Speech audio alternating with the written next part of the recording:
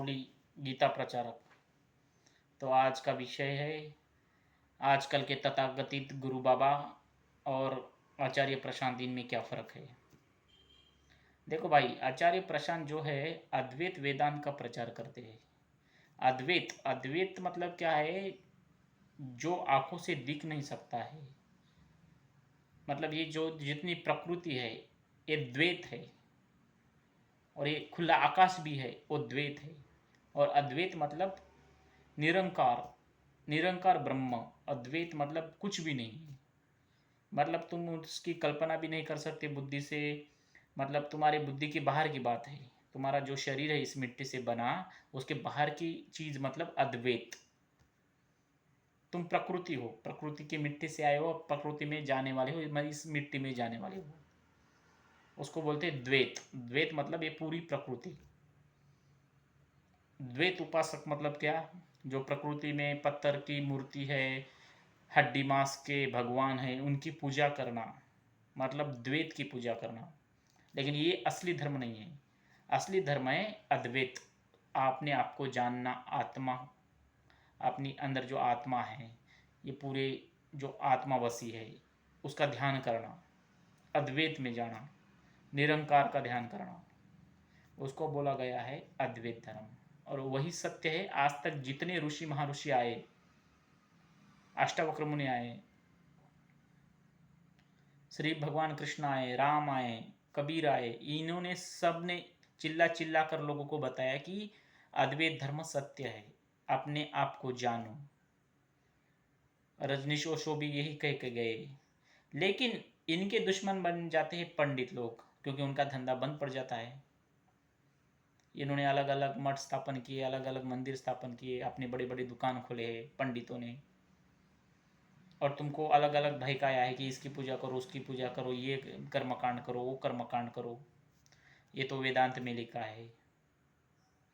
ऐसा बोल बोल के तुमको फंसाया गया है। तुमको द्वैत के बाहर ये मतलब निकालना ही नहीं चाहते हैं ये पंडित लोग, और तुम भी, तुम्हारा अहंकार भी नहीं जाना चाहता है। द्वैत, द्वैत से कुछ मिलने वाला नहीं है। अद्वैत है ना, अद्वैत में शांति है। अद्वैत तुमको बंगला या गाड़ी देने वाला नहीं है। अद्वैत तुमको ऐसी शांति देने वाला है, परम शांति, परम सुख। तुम गरुड़ पुराण सुनते हो, उसके बदले अगर तुमने अष्टवक्र मुनि को सुना तो तुम डायरेक्ट ब्रह्म बन जाओगे। ऐसी दुनिया में एक शक्ति है।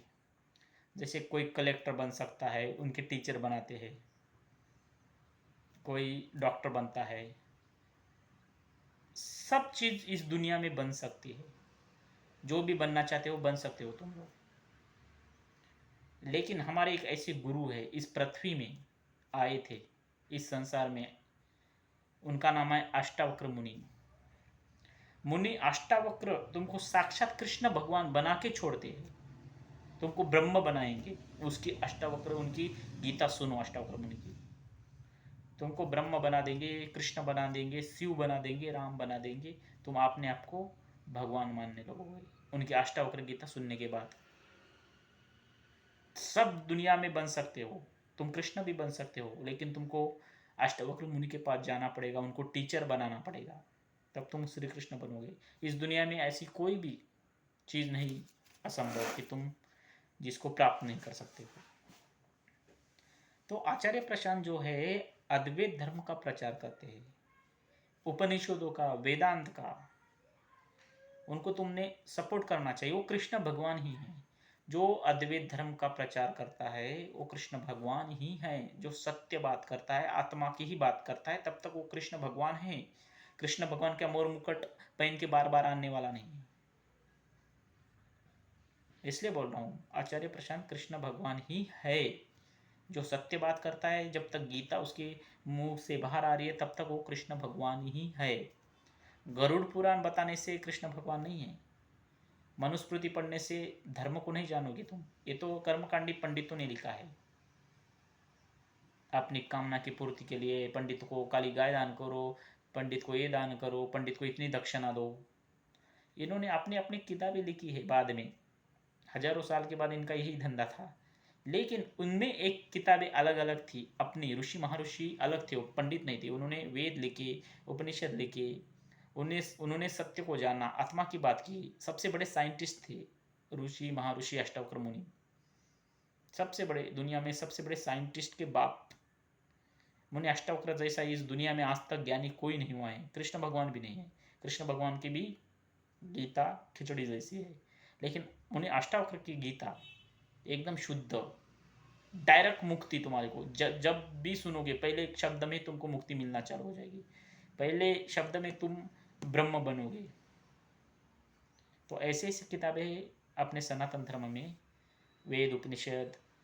बाद में ये कर्मकांडी पंडितों ने 18 पुराण रचे, शिव पुराण, गरुड़ पुराण। ऊपर चित्र भगवान के डालने से कोई शास्त्र नहीं बन जाता है। मैं भी कल लिखूंगा एक किताब अच्छी सी, और ऊपर शिव जी की फोटो डालूंगा, बोलूंगा शिव पुराण। ये नहीं बात। तुम सुनो, गीता पूरा विरोध करते इन किताबों का, गरुड़ पुराण का, मनुस्मृति का। तो आचार्य प्रशांत जो है सत्यवाद बोलते हैं, उनका सपोर्ट करना चाहिए ना। उन्होंने शादी की, सिर्फ उन्होंने, उनके यूट्यूब के ऊपर 12,000 वीडियो है, तो तुमको उनका सपोर्ट करना चाहिए। उनका सपोर्ट मतलब कृष्ण भगवान का सपोर्ट, सत्य का सपोर्ट। बाकी गुरु जो बाबा है बैठे हैं, कोई भागवत पुराण बता रहा है जो गीता के हजारों साल बाद पैदा हो गया है, लिखा गया है। कोई गरुड़ पुराण बता रहा है, कोई मनुस्मृति बता रहा है, सब अपने अपने ढोंग कर रहे हैं। कोई मुक्ति की बात नहीं कर रहा है। कोई बोलता है इस मंदिर जाओ, इधर मंदिर बनाओ, वो मंदिर बनाओ। अरे दुनिया ही रहने वाली नहीं तो तुम्हारे मंदिर कहाँ रहेंगे? ये नश्वर संसार है, दुख है इसमें पूरा।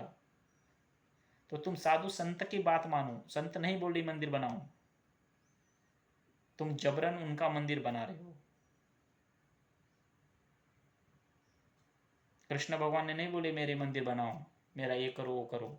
ये तो पंडितों की चाल है। फिर पंडित उनको यादव को कम ही समझते हैं। यादव कम है, यादव को कोई कथा नहीं करवाने देता है, कहीं जगह अशुद्ध मानते हैं। मतलब वो खुद अपने भगवान को मारेंगे, टॉर्चर करेंगे, उनको सताएंगे, जैसे आज अष्टावक्र मुनि अपने प्रशांत आचार्य को सता रहे, बाकी गुरु बाबा। वैसे उस टाइम में कृष्ण भगवान को भी पंडितों ने सताया था, लेकिन बाद में उनके ही मंदिर बना देंगे और अपना शोषण करेंगे मंदिर को द्वारा। बड़े बड़े पेट लेके पूजा पाठ करेंगे पत्थरों की। उनको पता है कृष्ण भगवान यादव है, अपने से नीचे जाति का है, ये बोलेंगे पंडित लोग। अंदर उनके है, लेकिन तुमको दिखाएंगे ये साक्षात ब्रह्म है, ये है वो है। तुम भी मानोगे हाँ हाँ हाँ बराबर है, कृष्ण भगवान ब्रह्म है। हाँ पंडित जी तुमको कितना देना है। ये चल रहा है भारत में आज से नहीं, हजारों साल से। इसलिए इतनी भारत की दुर्दशा हो गई। अंग्रेज आ गए, मुगल आ गए, सब सत्यानाश हो गया है। तुम्हारा कुछ नहीं बचा है। तुम अभी भी अहंकार में हो कि हम सब जीते हैं, हमने इतने युद्ध जीते हैं, हम हिंदू राष्ट्र बनाएंगे, हम हिंदू पूरी दुनिया पर भारी है। क्या भारी हो? किंग जोंग का दिमाग अगर खराब हो गया तो एक बटन में तुम उड़ जाओगे। 50% मुसलमानों की आबादी हो गई, 50% बचे हो तुम दुनिया में। थोड़े बचे हो, तुम्हारे को ना धर्म पता है, ना कमाई करने का दिमाग है तुम्हारे में, कुछ नहीं है। ना तुम कोई कमाई कर सकते हो।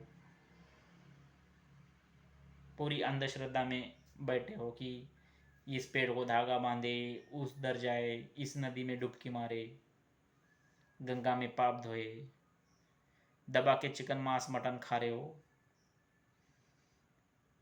और ढोंग दिखा रहे हो, केवट यात्रा निकाल रहे हो, ये कर रहे हो। सब कुछ तुम्हारा पागलपंथी है। बाबाओं ने तुम और को बर्बाद किया है पहले से। इसलिए बोल रहा हूँ, आचार्य प्रशांत को जाके सुनो, अष्टावक्र मुनि को जाके सुनो, तो तुम्हारे को शांति मिलेगी। तुम डायरेक्ट ब्रह्मा बनोगे। तुमको कहीं मंदिर जाने की ज़रूरत नहीं है, ना चारों धाम घूमने की ज़रूरत नहीं है। अद्वैत का पालन करो, अद्वैत को जानो। अद्वैत क्या है? द्वैत तो नश्वर है, द्वैत में कुछ रखा नहीं है। आज ये पेड़ है तो कल ये सूख जाने वाला है, फिर राख होने वाला है। तुम आज हो जवान, कल बुढ़े हो जाओगे, कल मिट्टी में मिलोगे। मतलब ये प्रकृति ही नश्वर है। प्रकृति को भी मुक्ति चाहिए।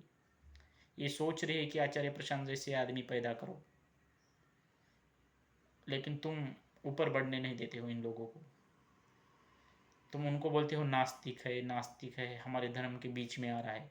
नहीं बाबा, वो धर्म तुम्हारा बचा रहा है, तुमको सही मार्ग दिखा रहे हो। प्रभु है कृष्ण भगवान, बार बार मुकुट पहन के नहीं आने वाले हैं बार बार। आ रही है बात समझ में? तो इसलिए बोल रहा हूँ, आचार्य प्रशांत जी को सुनो, अष्टावक्र मुनि गीता को सुनो एक बार, मत मानो किसी को, सुन के देखो क्या शांति मिलती है। लेकिन सुनने के बाद भी लोगों को समझ में नहीं आता है। बहुत लोग ऐसे लोग हैं कि गीता पढ़ने के बाद भी उनके दिमाग में नहीं आती है।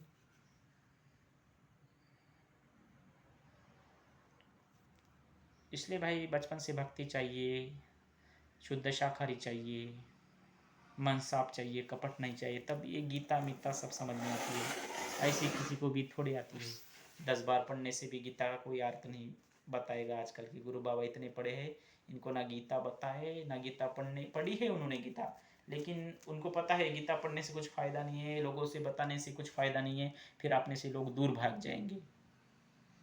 बाबा लोगों को सब पता है, बाबा लोग नहीं बताएंगे गीता तुमको, क्योंकि उनका धंधा उनका लॉस हो सकता है, धंधे पे आघात हो सकता है, मार पड़ सकता है, इसलिए वो तुमको ना गीता बताएंगे।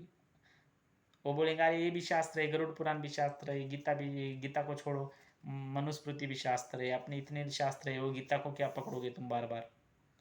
ये भी गरुड़ पुराण स्वयं नारायण ने गरुड़ को बताई कथा है भाई, मतलब कृष्ण ने अर्जुन को बताई, वो तो छोड़ो, वो तो बताएंगे बाद में, पहले ये गरुड़ पुराण भी नारायण ने गरुड़ पक्ष को बताया है। देखो तुम भी हो बोलोगे, पक्षी सुनेगा, तुमको यकीन आ रहा है। इधर 2 जिंदा पुरुष है, कृष्ण और अर्जुन, ये बता रहे गीता, उनकी तुम सुनने वाले नहीं हो। तुमको इसकी सुनना है, गरुड़ पुराण सुनना है कि नारायण गरुड़ जी को बता रहे, गरुड़ मतलब पक्षी, और पक्षी सुन रहा है। वाह, तुम्हारा क्या पाखंड है, क्या धर्म है तुम्हारा। ऐसे धर्म की उन्नति नहीं होती है, इसलिए सनातन डूब रहा है, और तुम लोग सनातन धर्म डुबाने के लक्षण हो। इस सनातन धर्म को डुबाने में सबसे बड़ा तुम्हारा हाथ है, तुम्हारे बाप का, तुम्हारे दादा का, तुम्हारे खानदान का। द्वैत धर्म पाल रहे हो, अद्वैत धर्म को कोई सम्मान नहीं दे रहे हो, इसलिए तुम्हारा धर्म मिट रहा है। तुम आज क्या परिस्थिति में आए हो, 10-10 एकड़, 10-10 एकड़, 5-5 एकड़, इतना खेत हो के भी तुम्हारे पास कुछ नहीं है, बाहर भागना पड़ रहा है कमाई काम करने के लिए, पूरे कंगाल हो गए अंदर बाहर से, तो भी तुम्हारा अहंकार नहीं मान रहा है, तो भी अपने आप में तुम बहुत बलवान हो ऐसा तुमको लग रहा है। तुम कमज़ोर हो, तुम गए गुजरे हो, कहानी ख़त्म है तुम्हारी। इसलिए बोल रहा हूँ, सत्य रास्ता पकड़ो, जो भी है अद्वैत धर्म का रास्ता पकड़ो, उसमें फ़ायदा है। कृष्ण बनो, कृष्ण बनो, कृष्ण की पूजा मत करो, स्वयं कृष्ण में जाओ, कृष्ण बनो, कृष्ण को अंदर लाओ, तब तुम्हारी उन्नति है। ठीक है।